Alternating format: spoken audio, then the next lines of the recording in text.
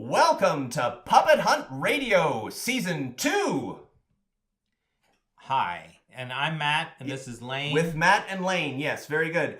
We're so excited that good fortune has smiled upon us, and we have new materials that came in the mail thanks to our fan base out there. Thank you, all of you. And it's quite an interesting tale. Yep, it is a tale. I got some records, and I didn't know that they were the Puppet Hunt, so I stashed them for a long time. Yes, long playing records, also called LPs. Yeah, I couldn't get my record player is not working because I don't have the right needle, and I couldn't find it because Radio Shack's out of business. Remember we talked about not going off on the side things for the recording stuff. So anyway, long story short, I found out when we listened to them finally. And then figured out that they were Puppet Hunt material. Yes, and I hesitate to mention this, but we were still getting a lot of blank VHS cassette tapes, and so that's confusing to us. And then Matt got the LPs, and he's like, "Okay, this is just more junk." I got a Laserdisc of Tron. Why would someone send that? Do you have any idea? I think that Tron? I think that was the big movie that was supposed to deliver the medium to us. Yeah, but it has nothing to do with noir or Puppet Hunt or radio. We're really not getting our message across. That's what I'm seeing. Somewhere, I think there's a site somewhere out there that somebody says, "Where do I recycle things?" And somehow our link is on there because that's the only explanation. Somebody misunderstood. I got some bed sheets too, because Goodwill doesn't take those. They were mailed to you. Yeah. Okay. Well, we got to look into this. Listeners, if you know of us, if you've seen us on some recycling website or something, delete it. Please, either that or tell us, and then we can talk to the webmaster, the host of the website, and all that other stuff. We don't want to get any more. Well, I don't know. At the same time, maybe the person who sent us the LPs, is it possible that they knew that they didn't know that it was a Puppet Hunt? No, that would be very suspicious. I was completely floored that it was on vinyl, but I looked into it, and Matt, I saved it for this part right here. I want to lay it all out for you on why the recordings were on vinyl. Are you ready? Yes. All right. So, as I understand it, the recordings were made live. They would say transcribed in Hollywood, for example, on some of these recordings. And what they meant by that was just simply what we would call today recorded in Hollywood, and they would put them on LPs so that they could be shipped to various regional radio stations and radio networks, and then they could play them when it made sense, because live broadcasts across the country weren't always the most practical thing. That makes sense. Yeah, so fans of the show, go one more time through those attics and basements and look for LPs as well now. Under your floorboards? Sometimes things are hidden under floorboards, in attic crawl spaces, ducts. I'm getting really confused now. All right, so we think that this is a reboot of... We've only listened to the first 5 minutes. I mean, it's just so exciting. We want to spoil it. Listen along with you for the first time. It seems like they restarted. I guess they wouldn't call it rebooting in those days. Doesn't matter. Well, it's the same title as the original. Yes, and it seems like the same voices. The Tina Plotkin sounds the same, right? But the Rock the Candy sounds different. Rock Candy, either the guy had a cold or he just... Well, they have different actors to play the different characters, so... Yeah, maybe he decided he was going to go with a slightly different voice, a completely different voice. It really didn't sound very manly to me. There was a effeminate quality to his voice that took away from the noir that you usually see. Okay. So he's more of a femme fatale. Better quality of recording, so that's the LP thing in there somewhere, or at least with the fact that we got it straight off the LP. Yeah. And then we had to get something that could record LP to digital. We have for you now a restart, a 2-part, it appears to be, of Large Neck Virgin. Part 1. Ladies and gentlemen, enjoy.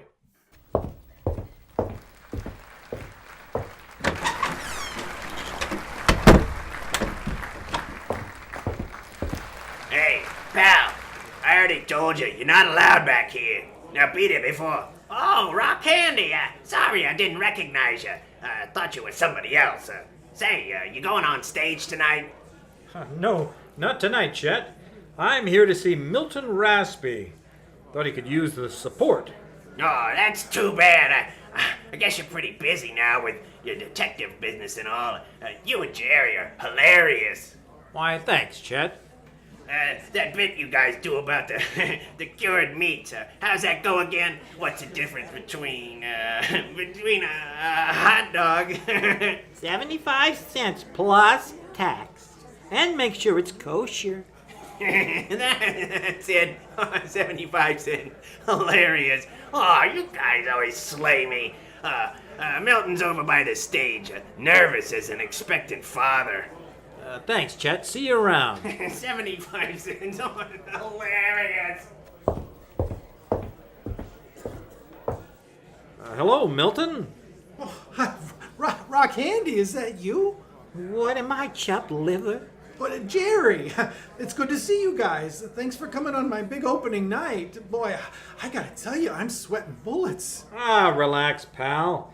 You know, that new cigar smoking bit is your best yet. Here, have a drink. I never played to a crowd this size before. There must be 60 people out there. You got nothing to worry about. Ain't that right, Jerry? Well, yeah, sure. Nothing's funnier than a 10-minute bit about potatoes. Hey, what's wrong with potatoes? I sure could eat a potato every day. If I could eat, that is, on account of me being made of wood. Yeah, you'll do fine, Milton. It ain't like you to be so nervous. Yeah, I guess it's just all those puppets going missing. It's got me on edge. If I ever lost Woodrow, well, I'd be out on the street. He's my bread and butter. See, I barely make ends meet as it is. Ends meat, butter, potatoes? Sounds like you're eating pretty good, pal. Oh, well, yesterday we had to go get lunch at a soup kitchen. It's chicken soup. What, no matzo ball? Who was that quist that made the paper this morning? Jack something. Belgium. Jack Belgium and Pablo. Yeah, that's him. Oh, they played the brown mullet just last week. Story is he set down his dummy, and when he turned around, Pablo was gone. Stolen from right under his nose. Stolen, huh? Well, the way I hear it, Jackie was more careful with where he set his rum and cola than his dummy. He probably just misplaced him. You got nothing to worry about. You should tell him about that lady, Milton. Quiet, Woodrow. Boy, she sure is beautiful. What a pair of gams. They go all the way to the floor. What lady? Boy, it's hot in here. Meet me after the show, will you, Rock? It's something I need to talk to you about. You in trouble, Milt? Oh, no trouble. It's just, I'll talk to you after the show, Rocky. Wish me luck. Luck he doesn't need. Less potato jokes. Now that would be helpful.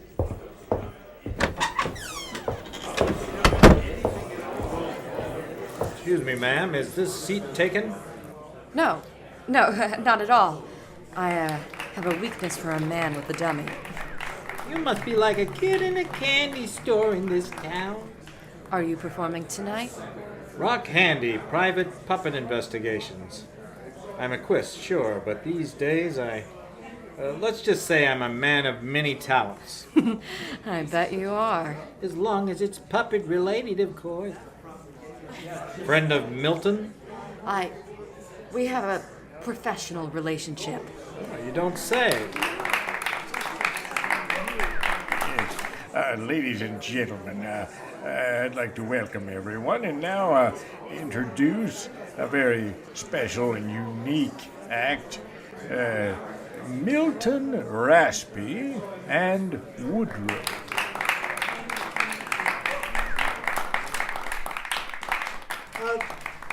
Thanks so much, folks. It's great to be here at the Shinola Lounge, the premier venue in Large Neck.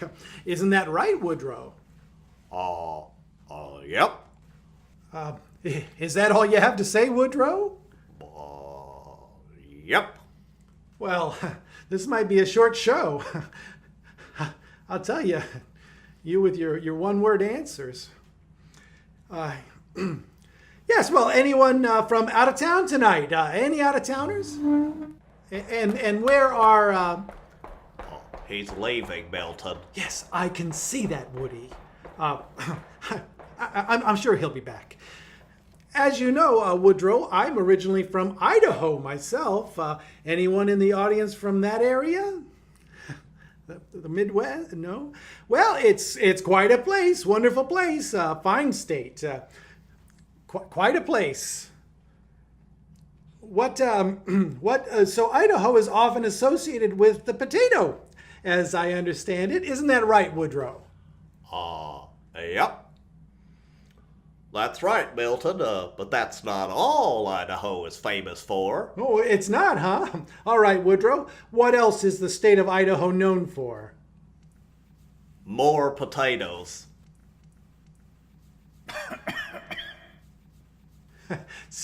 Sure, potatoes, sure. Now, Woodrow, I know you like potatoes. Why, sure I do, Milton. Doesn't everybody? Yes, I suppose they do. Now, tell us, what's your favorite kind of potato? Oh, gee, Milton. Well, come on. The audience is waiting. Yukon Gold, Russet, French Fingerling. Idaho.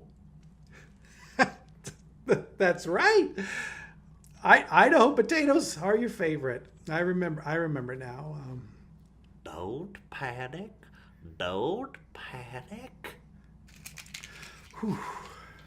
Well, now, Woodrow, I suppose you think you're a big man smoking that fancy cigar. Hey, that's not right. Somebody switched cigars. Well, this one looks like a stick of...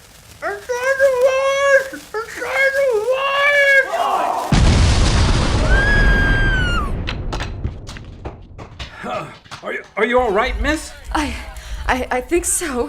What happened? Dynamite. Somebody switched the cigars. Call Large Neck PD. Tell them to send an ambulance. Yes, of course.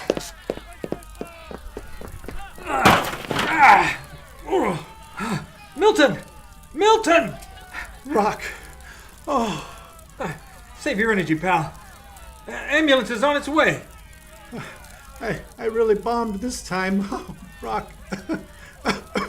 Yeah, that's a good one, Milton. Yeah. Oh, darn it. Where's that ambulance? Rocky. What is it, pal? I'm here, Milt. Doctor. Casings. Write that down, Jerry. Oh. Milton! Milton!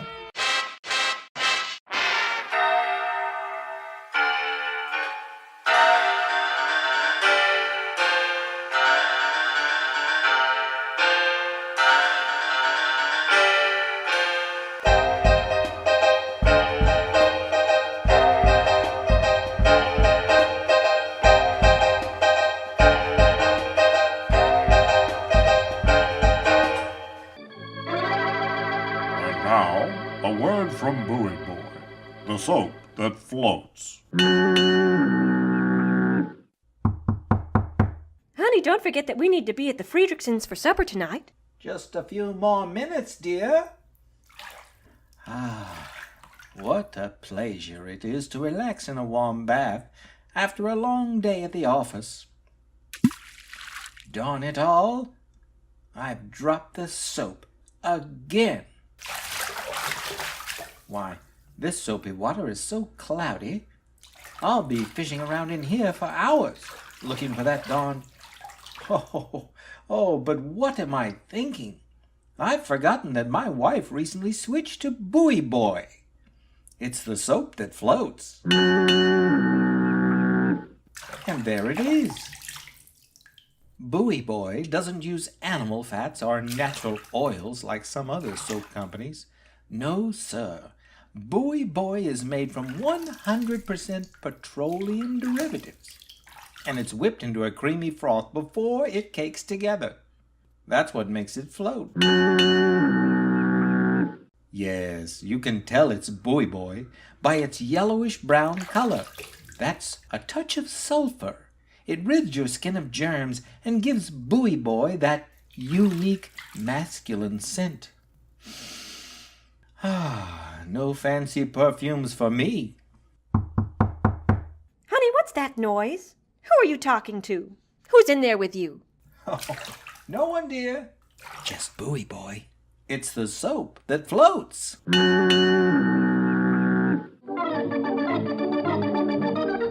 And now, back to our program.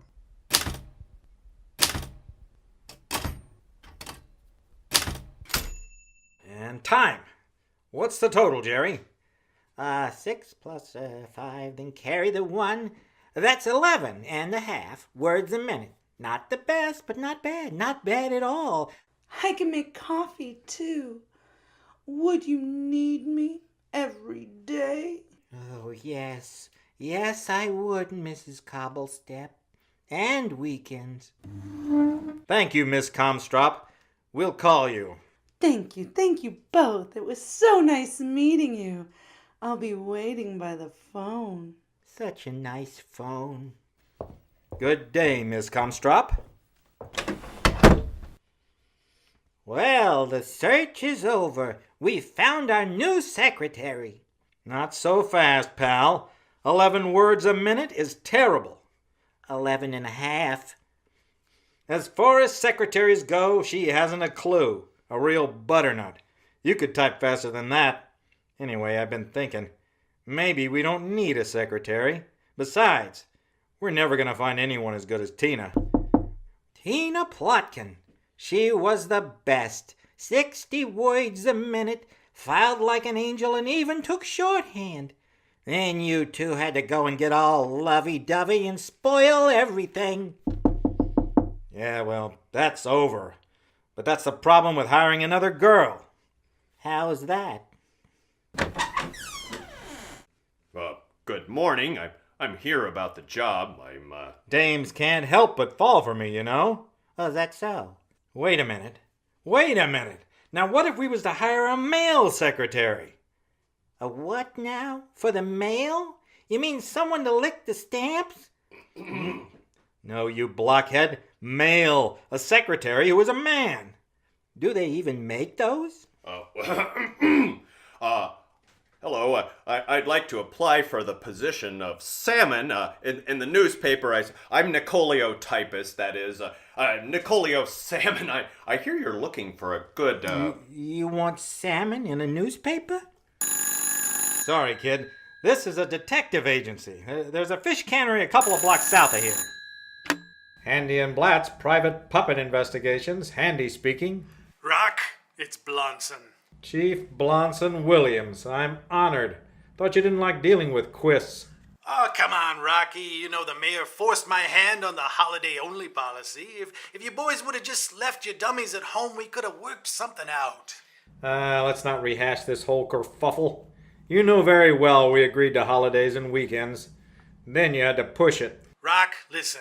I didn't call to talk about all this. I just wanted to let you know, before it hits the papers, Milton Raspy, he didn't make it, Rock.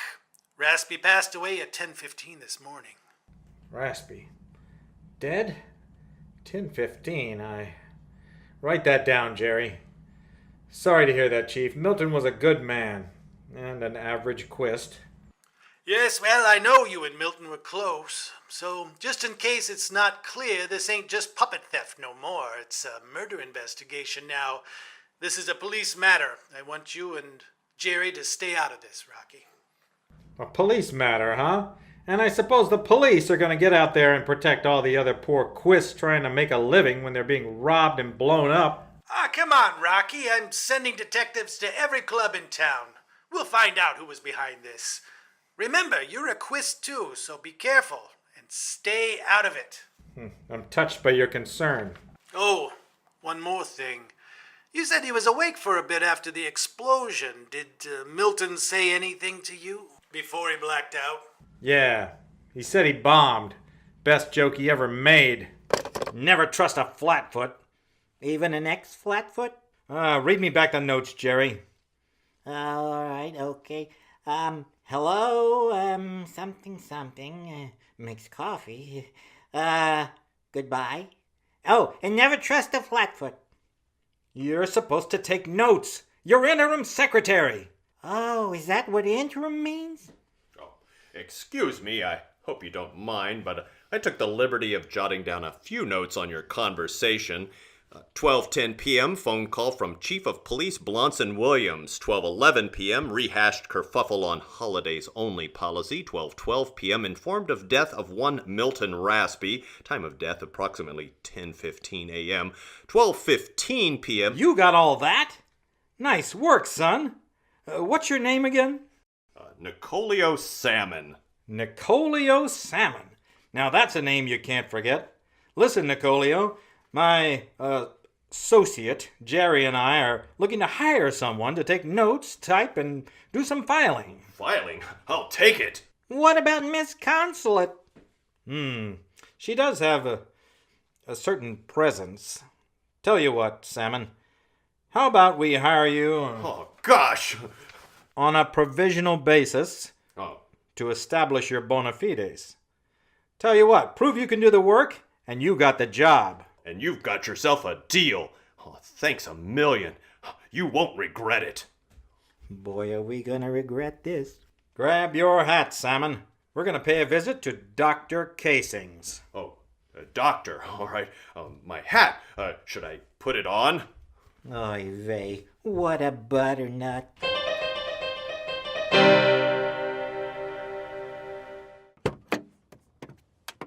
We arrive at Dr. Casing's office.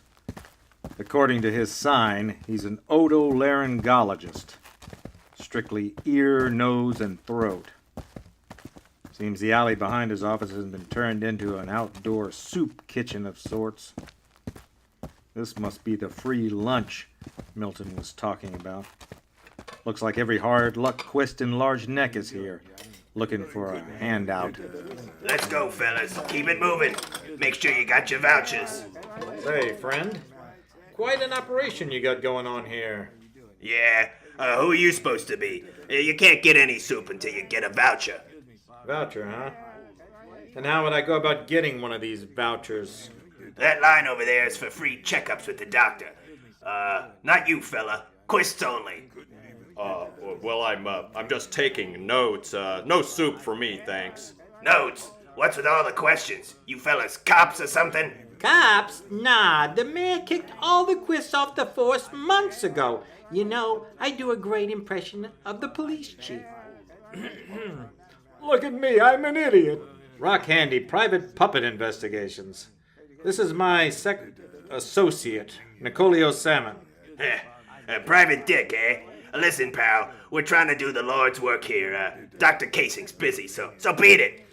It's all right, Horace. I've nothing to hide. Besides, we're old friends. Isn't that right, Mr. Handy? You're the dame from Milton's show. Wait, you're Dr. Casings? Your detective skills are uncanny, Mr. Handy. But... What's wrong? Never see a woman doctor before? You can call me Gladys.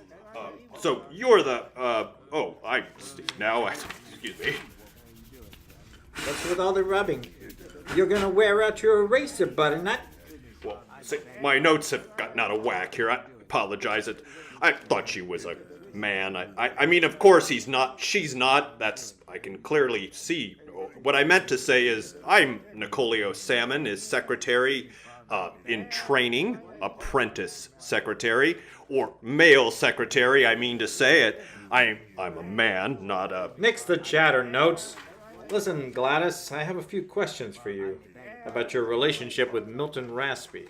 Mr. Raspy is one of my clients. Ventriloquists need to take care of their instrument, Mr. Handy. The mouth and lips, the throat. When was the last time you had a checkup? Too long, but what I'm interested in is why you had a front row seat to that explosion the other night. Why, I don't know what you're insinuating, Mr. Handy, but I can assure you I was invited to that show by Mr. Raspy. Uh-huh. He practically begged me to attend, to be quite honest. Our relationship was strictly professional, and I hope he recovers soon. So, you wouldn't be all broken up if you found out he was dead. Dead? That's simply awful. Poor man. Poor? Oh boy, was he ever. That's why he was slurping up this free grub. A soup kitchen at an otolaryngologist's office. What gives? This town is lousy with aging quists. Most of them worried their lips are starting to move a little too much. Sure, I treat the rich ones. Throat cleanings, lip emollients. Charge top dollar, too. But these poor bums. Let's just say I have a soft spot for the down-and-out quists. I set up a free clinic once a week. Horace here volunteers and doles out a little grub. Is that a crime? Crime? You misunderstand me, Miss Casings. I'm just curious as to why Milton Raspy's last words would be your name. You needn't stand so close to me, Mr. Handy.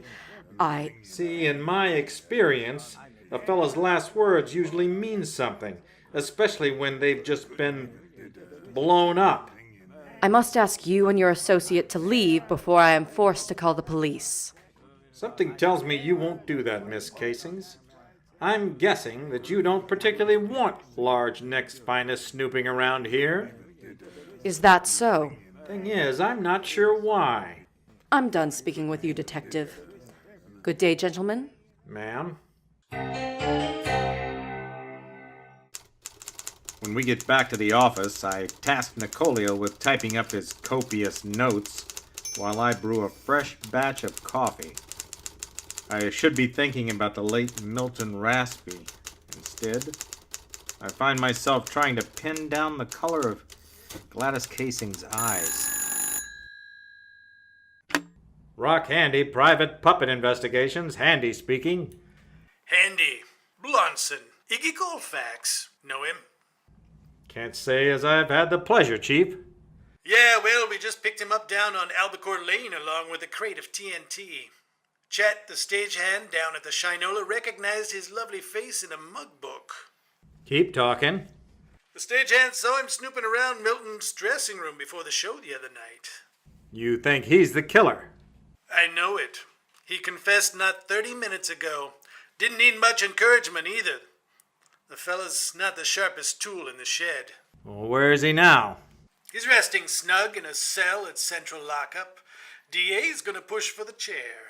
You didn't happen to get a motive out of him, did you? Look, I just wanted to let you know, being how you and Milton were pals.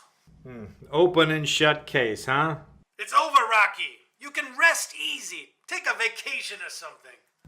Yeah, thanks a lot, Chief. Rest easy, he says, only now I'm wide awake. Wait, what happened? We're going to jail. Hat and notepad, Salmon. I'm calling in a favor.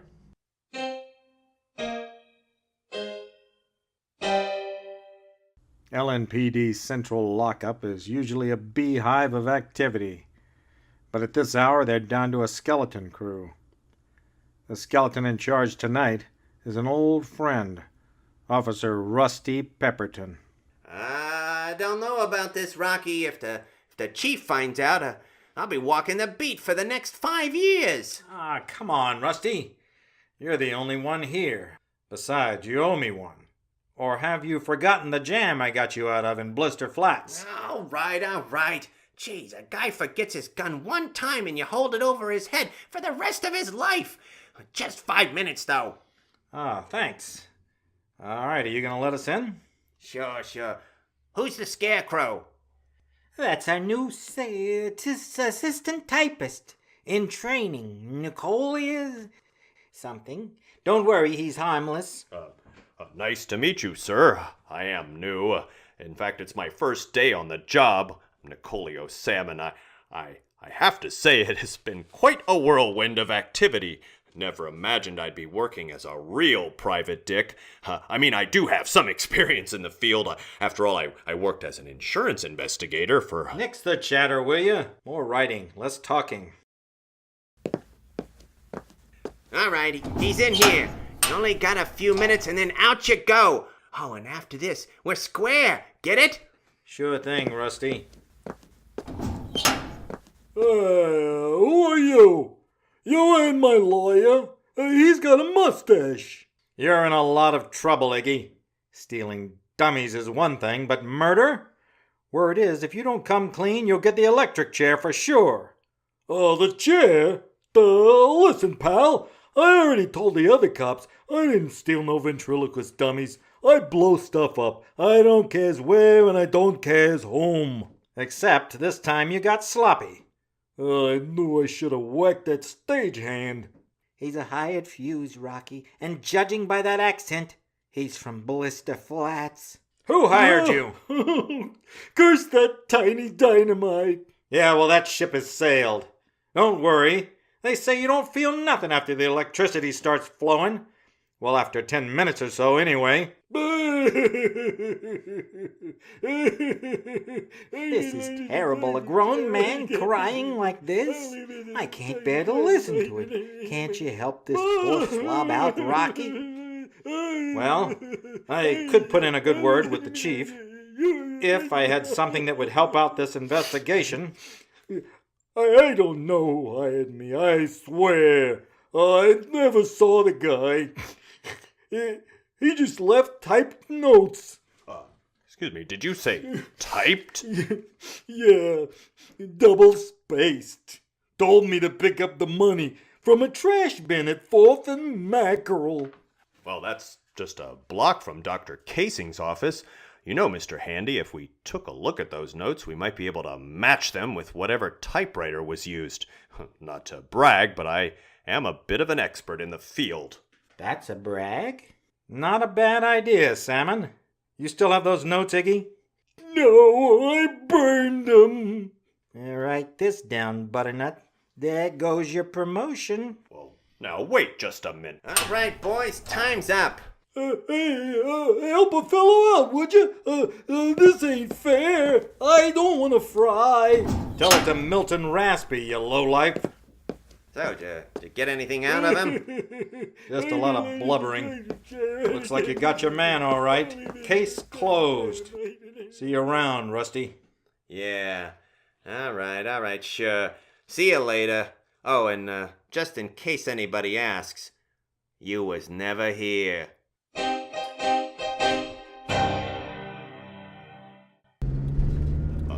So where are we headed, Mr. Handy? Call me Rock. Thought we'd check out that corner the thug was talking about near Casing's office. You know, Rock, I've been thinking. I have an extensive background in the detective business. You don't say. Oh, well, yes, insurance investigation to be more precise, but, well, it seems clear to me that insurance fraud could be a likely motive for whoever's behind these puppet thefts.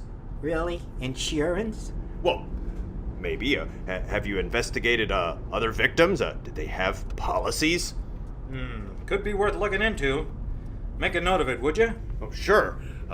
Say, who are we working for exactly? I mean, we have a client, yes?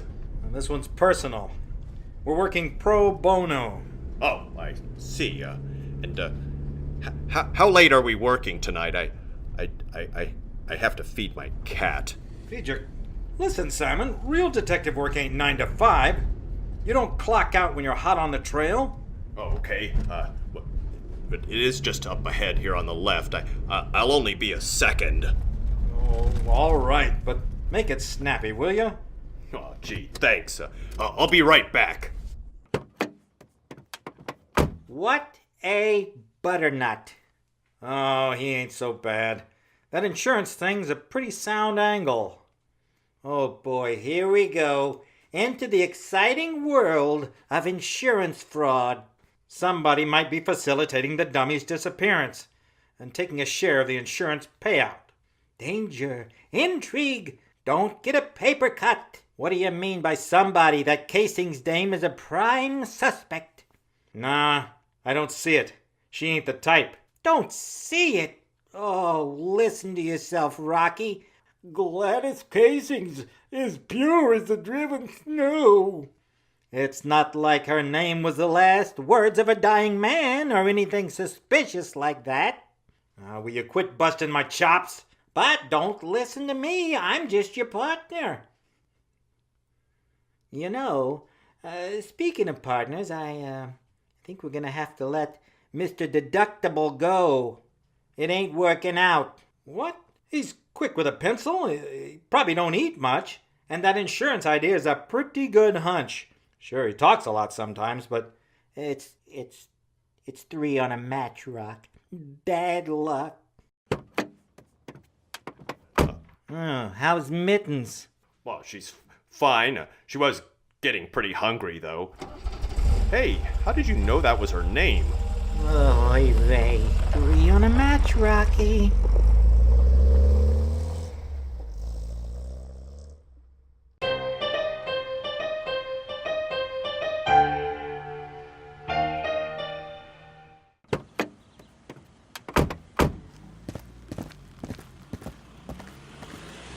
this must be the trash can Iggy Colfax was using as a mailbox. And indeed, you can see Dr. Casing's office from here. Say, Huh? don't I know you? Horace, right? From the soup kitchen. Oh, yeah. Hey, you were the fellas asking all the questions this morning. I heard about the quist what got killed. You guys friends of his? Milton Raspy was a stand-up guy. He didn't deserve what he got. Yeah, we was friends. You knew him? Sweet guy. Let people ahead of him in line. Always telling jokes. Sure, they was stale, but, hey, helped to lighten the mood, you know. Sounds like Milton, all right. Hard to believe he's gone. Blown up, I heard. You guys got any idea who done that to him? Well, you might ask Gladys that question. What's that supposed to mean? I was there when Milton was exploded. His last words were Dr. Casing's. So you think she had something to do with it? Maybe insurance fraud. It's a working theory we have had, that is. Can hardly believe it. Dr. Casing's. If only we could get into her office and examine her records. Listen, Milton was a friend of mine. I suppose I owe him one. You guys come by the office tomorrow morning before they open up. I got a spare key, and I'll get you in before anybody shows up for work. Much obliged. My brain is telling me Casings has nothing to do with this, but my gut... You and your gut. That's why I insisted we keep those sausages of yours at the office. Yeah. All right, Salmon, I'll drop you off at your place. Get your beauty rest. We'll pick you up before sunrise.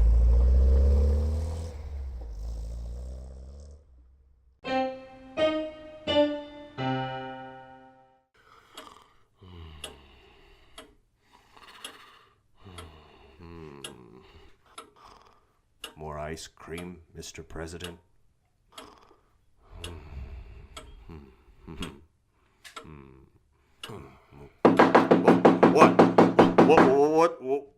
What's happening? Open up, Salmon. It's Rock Handy. Are you decent? Mediocre even. It's 12:30. I've only been asleep for a few hours. Yeah, just a minute. I'm coming.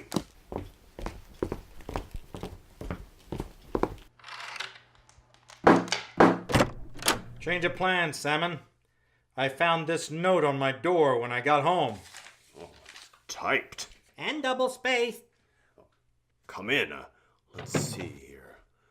Dear Mr. Handy, I'm in trouble. I couldn't talk openly this morning. Please meet me tonight at the docks, 333 Halibut Row. My life is in danger. Signed, Gladys Casings. I knew she was hiding something.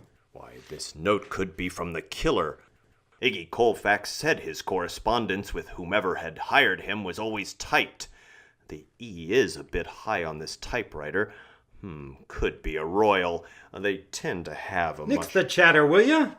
Hey, that's a good name for a dummy. Nix D. Chatter. I gotta remember that if I ever get a dummy. Oh, but how could you ever have a dummy? You're a dummy. You ain't exactly Einstein yourself. Pipe down, you two. Come on, Salmon. Grab your clothes and your notepad. Oh, yes. All right. I don't usually go with my gut, but I have a feeling this meeting is going to blow this case wide open. You know, I was thinking that Horace sure was quick to offer us a spare key. So what? He should be slow? No, I just mean that the whole thing, it seems rather suspicious. You got good instincts, kid. Don't trust nobody. Only person I trust these days is Jerry, and he's a dummy. You trust me as far as you can throw me, and that's pretty far. That was a joke, Salmon. I'm very light, get it? Yeah, you see, Jerry's a custom job, carved from a single piece of virgin basswood, with one unique feature. Hollow core. Hollow core? That's right. As per my own specifications, all of his wooden parts are hollowed out and pressurized with oxygen, then sealed with shellac. It makes him more lightweight. Oh, lightweight. As a feather, I'm so light and very buoyant. Oh, okay, I'm ready. Are you carrying? A gun? They're more trouble than they're worth. Never use them. These fists are the only weapon I ever need. Don't worry, kid. Just keep your eyes peeled.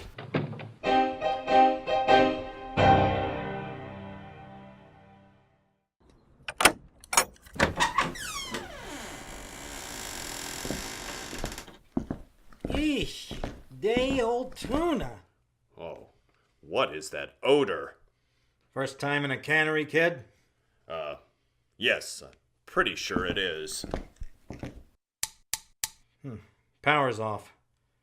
Hello? Dr. Casings. Gladys. I don't think anyone's here. Get that flashlight out of my eye, will you? Oh, sorry. Well, the door was unlocked.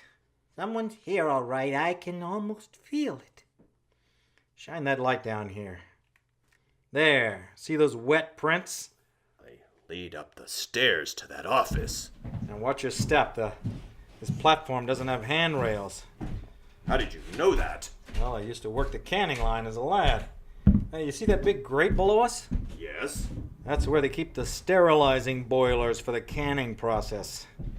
It used to get so hot in here during the summer, felt like Hades itself. Oh, is that right? Shh. Somebody's in that overseer's office. Let's move up nice and quiet like so we... The power's on. Whoa, that light is so bright. I can't see a thing. Be careful. The burners just came on. Oh, I'm hit. Oh. Look out. Oh, grab my hand. Got it. Wait, Jerry, I dropped him. Hey, it's getting hot down here, and I'm wearing wool. He's on fire. Okay, lower me down just a little bit more. Come on. I can almost reach him. Losing my grip. Oh, wait. Wait, didn't you say he was filled with oxygen? Correct. A very flammable gas under high pressure, and I'm on fire. I'm pulling you up. Hold on. Leave him, Rock. We gotta get out of here before he explodes. Am I old enough to smoke? No. Oh, my arm. I'm blacking out. Like I said, Rocky, 3 on a match. I'm getting you out of here, even if I have to carry you out. I have to get you out the door before. Did Jerry perish in the explosion? Will the detectives make it out of the cannery alive? Who is silencing the puppets of Large Neck? Tune in next week for the exciting conclusion of Puppet Hunt, Large Neck Virgin.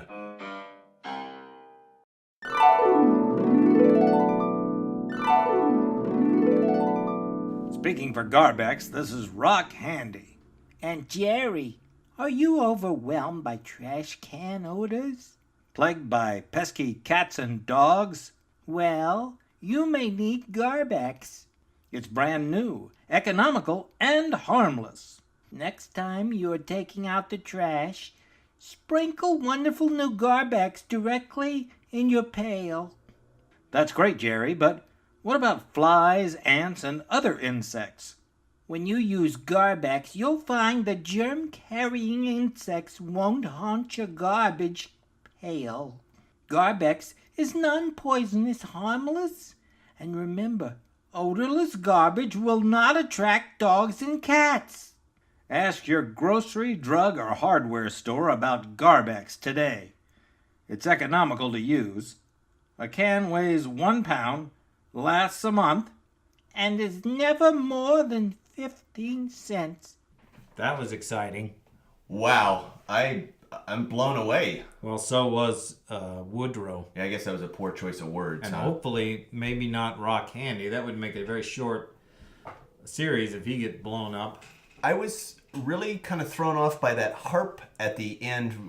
Are Rock and Jerry like doing the commercial from heaven? Harp glissando? Whoa. Step back, Mr. Vocabulary. So you thought the harp meant that they're in heaven? Yes, they're doing the commercial from heaven, and like maybe part 2 they guide Nix from. Well, maybe like, it's like a whole new series where they're in heaven and they're like angels. It'll be like the movie Ghost, but on the radio. Ah, that would be terrible. Like maybe Nix is making a puppet, and he feels the spirit of. I hope it doesn't No, go that's that way. too modern. That's too modern. That's not going to happen. So, listeners, just like you, we haven't heard part 2. We don't really know if. So phone in. If those questions at the end or how to answer those. Yeah. Oh yeah, the questions at the you end. You can't phone in. That was a new thing. Right. I've never heard that. The questions? Yes. Well, it's probably the new regional network. Is like could be local. They want to keep hooking people and all that stuff. Yeah, it depends on your amplitude, I think, of your radio tower. So I hope we hear more of Chet.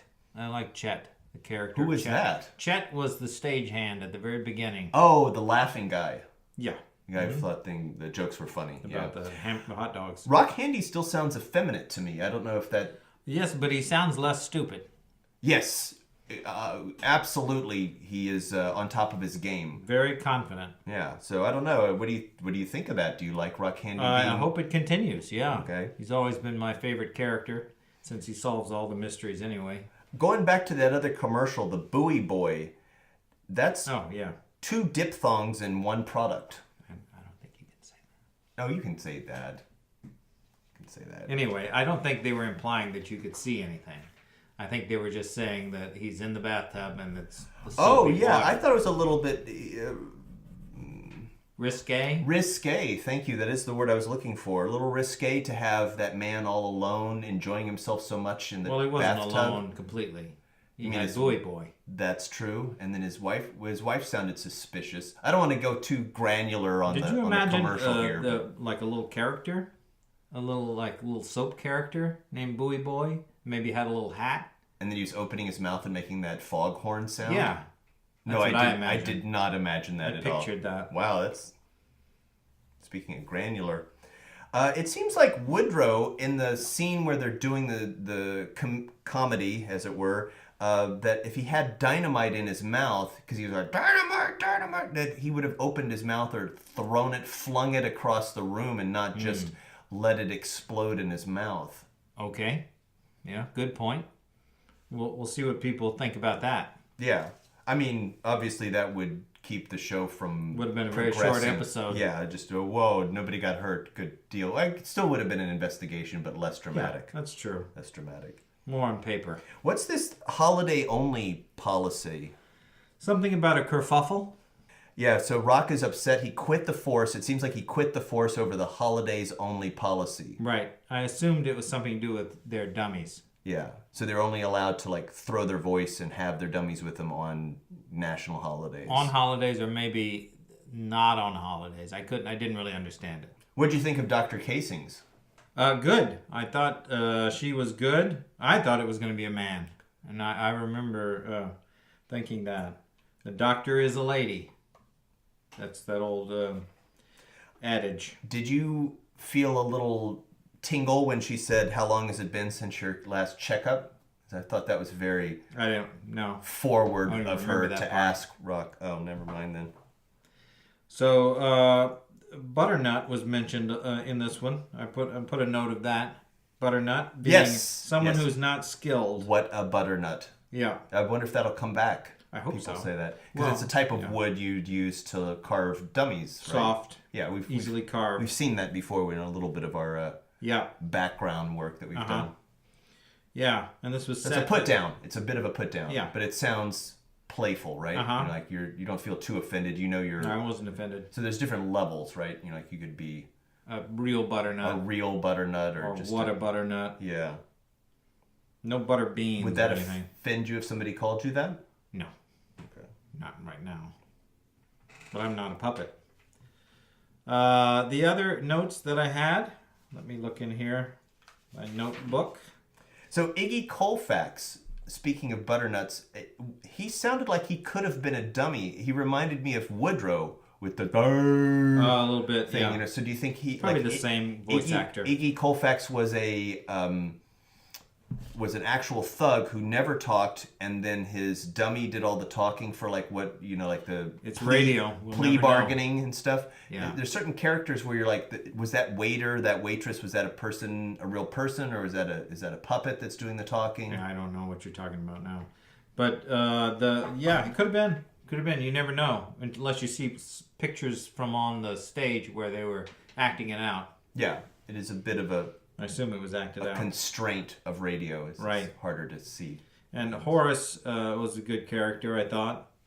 Yes. But I'm pretty sure Gladys Casings is going to be the murderer. Oh, so suspicious that she was there during the explosions, and we have a professional relationship, and all this stuff. It's just a matter of whether Rock can survive the blast and then really type notes, get enough evidence to lock her up. Mm-hmm. What did you think about the whole hollow core thing? That sounded really it's interesting that it got so scientific. Yeah, I was wondering that Pretty too. I'm accurate. like, can you really actually hollow out a piece of wood and then fill it with pressurized oxygen? Yeah, I think so. Yeah, it seemed like a really long, circuitous way to just have Jerry explode, if that's what we were hearing. Made him lighter though. Well, I would have used helium. Aren't they already hollowed out to put your arm up into the body of the... Well, not the wooden parts. The arms? You think the arms are solid? It could be. Most of them don't move, though, right? The arms don't usually move. This may have been a more anatomically correct dummy. Okay. So 3 on a match. What's that? Jerry says that a couple of times. Have you ever heard that expression before? No. Mm-mm. Oh. Well, I have a theory.